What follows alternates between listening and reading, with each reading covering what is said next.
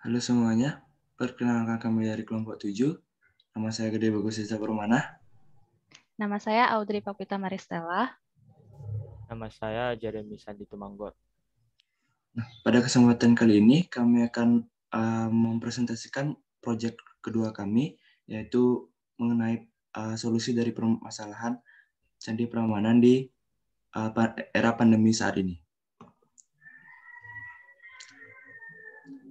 Nah, untuk pertama-tama kami akan memberitahu apa itu Candi Prambanan. Dipresentasikan oleh teman saya. Di sini kami kelompok 7 ingin bahas Candi Prambanan. Candi Prambanan merupakan sebuah tempat wisata yang populer dari Indonesia yang bertempatkan di daerah istimewa Yogyakarta. Nah, di sini kami juga membuat poster tentang Candi Prambanan virtual tour-nya, dan di sini website yang bisa nanti diakses untuk menjalankan virtual tour-nya.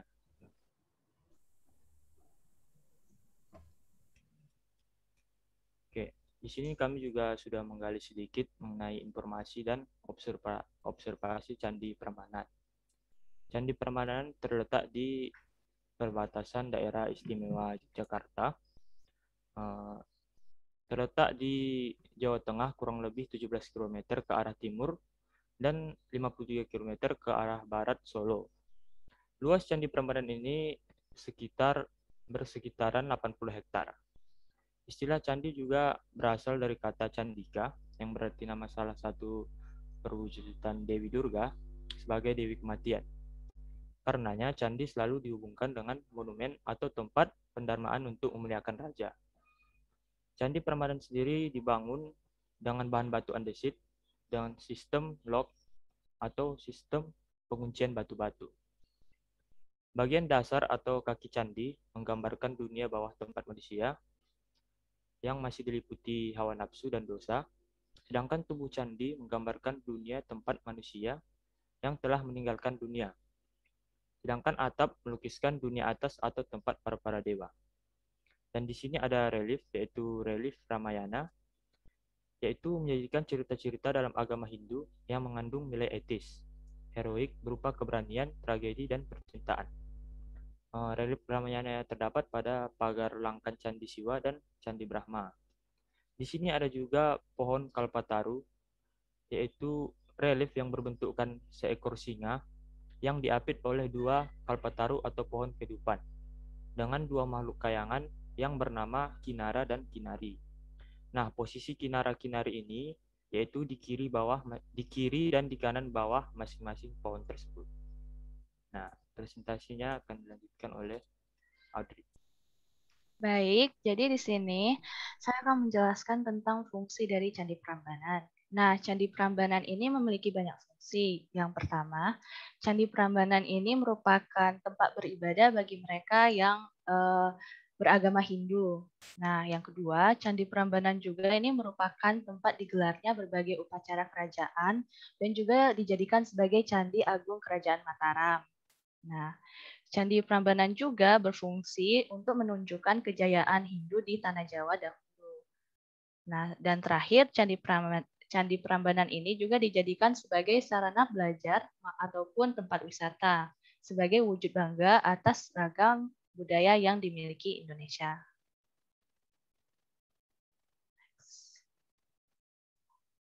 Baik, jadi di sini saya akan menjelaskan sedikit sejarah dari Candi Prambanan. Nah, menurut Prasasti Siwakra, Candi Prambanan ini mulai dibangun pada pertengahan abad ke-9 dari Kerajaan Mataram kuno.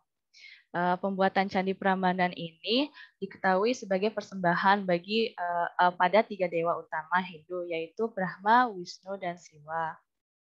Candi Prambanan ini juga pernah ditelantarkan sekitar tahun 930 Masehi. Raja Bendang Mataram ini memerintahkan pemindahan ibu kota ke daerah Jawa Timur. Nah, perintah inilah yang membuat Candi Prambanan jadi terlupakan. Alhasil, Candi Prambanan ini menjadi rusak karena ditinggalkan dan tidak dirawat. Nah, dan juga pernah terjadinya gempa bumi yang berperan dalam kerusakan Candi Prambanan. beratus-ratus tahun kemudian, reruntuhan candi ini mulai ditemukan kembali. Upaya pemugaran candi ini secara serius dimulai sejak 1930-an dan pada tahun 1953 diresmikan oleh Presiden Soekarno. Candi Prambanan juga ini kehilangan banyak batu aslinya sehingga banyak bagian yang harus diganti dengan batu baru. Dan sekarang kini Candi Prambanan yang sempat rusak akibat gempa Jogja pada tahun 2006 merupakan salah satu situs warisan dunia. Nah, ini juga berarti Candi Prambanan merupakan salah satu situs bersejarah yang dilindungi oleh UNESCO. Baik, slide berikutnya akan dijelaskan oleh teman saya, Dede. Nah, untuk masalah yang kami temukan pada masa corona ini, yaitu di mana angka pengunjung yang menurun karena adanya protokol kesehatan. Jadi kami memberikan solusi bahwa Candi Prambanan bisa melakukan virtual tour menggunakan website. Jadi virtual tour itu solusi yang lebih memungkinkan karena kita bisa tetap menjaga jarak, tetap mengikuti protokol tanpa harus datang ke tempatnya sambil menikmati view dari tempatnya tersebut. Bisa di next. Nah, ini gambar-gambar dari Candi Prambanan. Di next.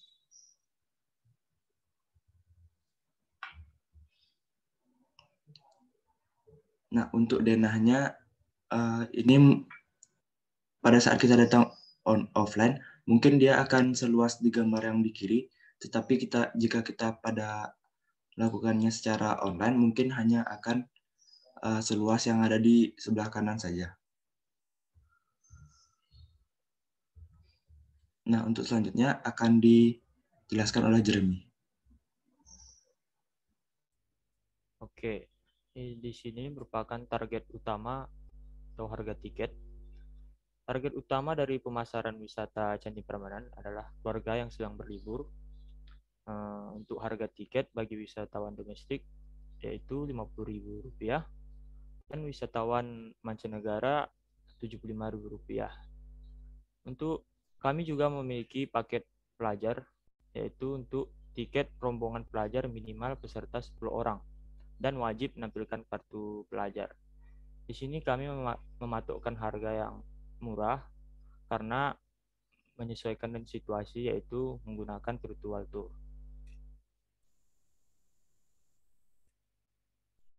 Di sini yaitu merupakan tata cara pembelian tiketnya.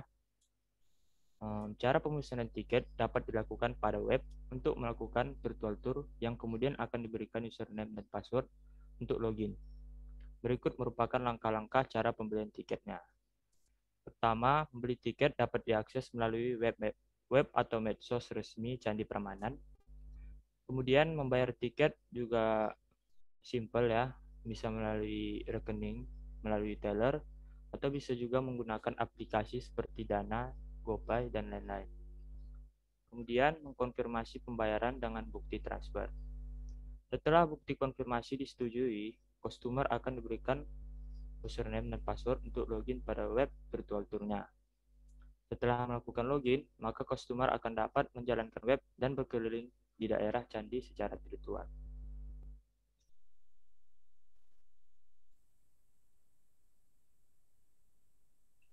Baik, jadi sekarang saya akan menjelaskan sedikit konsep kami atau solusi kami untuk masalah yaitu menurunnya pengunjung karena COVID-19 ini.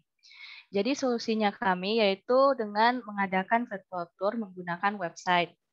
Nah, virtual tour ini bisa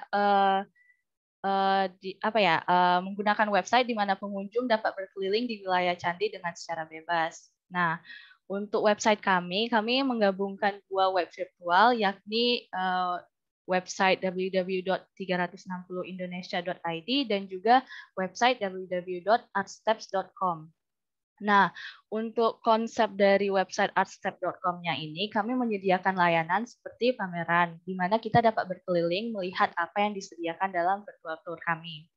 Nah, dan untuk konsep dari website 360indonesia.id ini, kami menyediakan layanan virtual tour melalui foto 360 derajat yang memungkinkan kita untuk melihat keadaan sekeliling. Nah, jadi virtual tour ini bisa kami gunakan untuk mengatasi masalah pada Candi Prambanan tersebut dengan menggunakan web yang memungkinkan kita untuk berjalan leluasa dan melihat keadaan yang ada pada Candi Prambanan. Next. Nah, lalu kemudian kami juga menyediakan barcode scanner di mana barcode scanner ini bertugas untuk mengganti tour guide. Jadi selama virtual tour berjalan, pengunjung bisa men-scan barcode dan seperti contoh di sebelah ini, seperti gambarnya, itu setelah di-scan bakalan muncul informasi seperti sejarahnya, tinggi dari patung, dan segala macam. Nah, jadi sistem ini akan menampilkan informasi tentang bangunan atau tempat jika kita men-scan barcode-nya. Nah, cara kerja sistem barcode ini juga sangat simpel, di mana pengunjung ini dapat mendownload setiap barcode dan bisa langsung di-scan.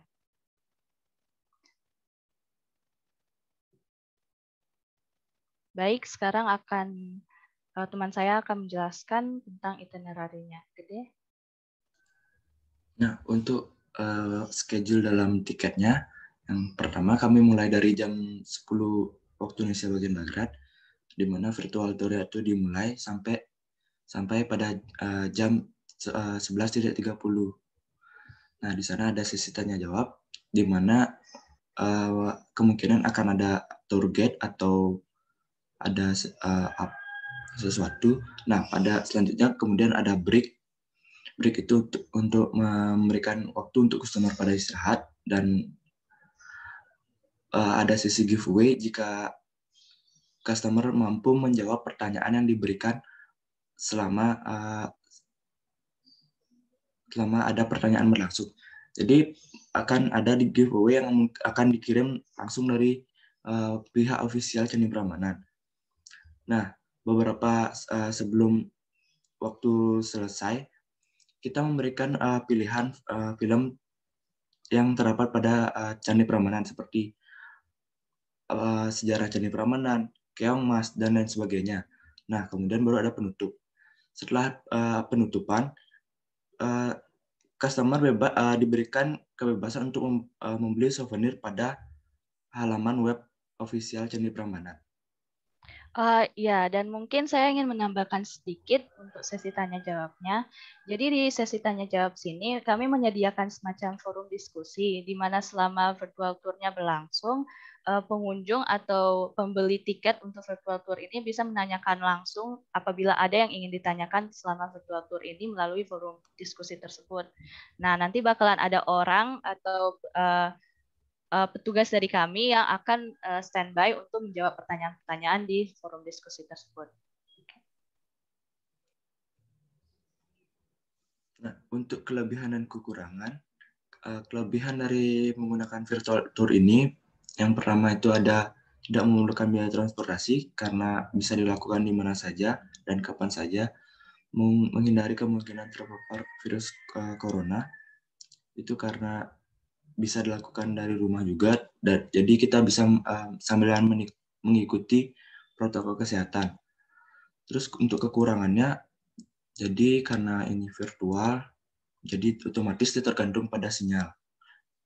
Jika nggak pakai wifi, mungkin dia bakalan menyedot kuota data kita. Jadi kita mungkin akan lebih sering membeli kuota. Jadi kekurangannya masih di sana. Next. Nah, sekian dari kelompok kami. Apabila ada kesalahan tutur kata, kami mohon maaf. Dan terima kasih atas waktu yang diberikan. Terima kasih. Terima kasih. Terima kasih.